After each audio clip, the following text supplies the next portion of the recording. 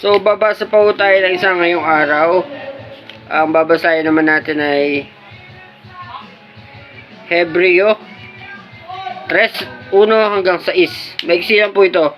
Higit sa lahat, higit si Jesus kaysa kay Moises.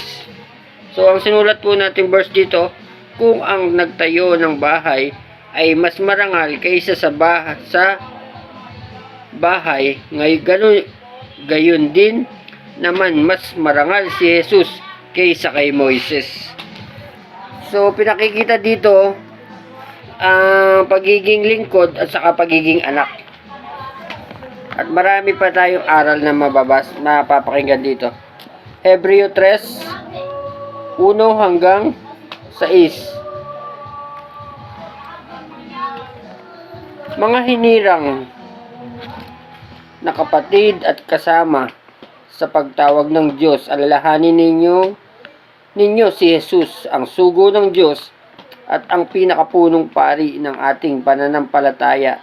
Tapat siya sa Diyos na pumili sa Kanya, tulad ni Moises na naging tapat sa buong sambahayan ng Diyos.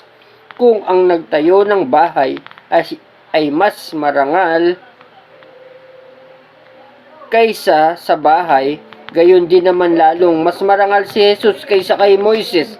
Bawat bahay ay may tagapagtayo, ngunit ang Diyos lamang ang nagtayo ng lahat ng bagay. Si Moises ay naging tapat bilang isang lingkod sa buong sambahayan ng Diyos upang magpatotoo sa mga bagay na ihahayag sa mga darating na panahon. Subalit si Kristo ay naging tapat bilang anak na namumuno sa sambahayan ng Diyos, at tayo ang kanyang sambahayan kung matibay ang ating pag-asa at hindi natin ito kinahihiya.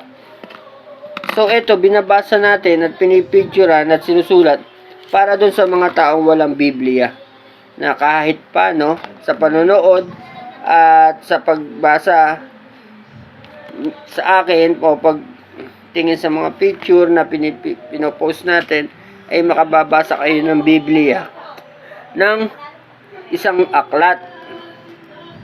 Ibig sabihin, isang talata, isang buong kwento na hindi hati-hati. Maraming salamat po, o hindi bahagi.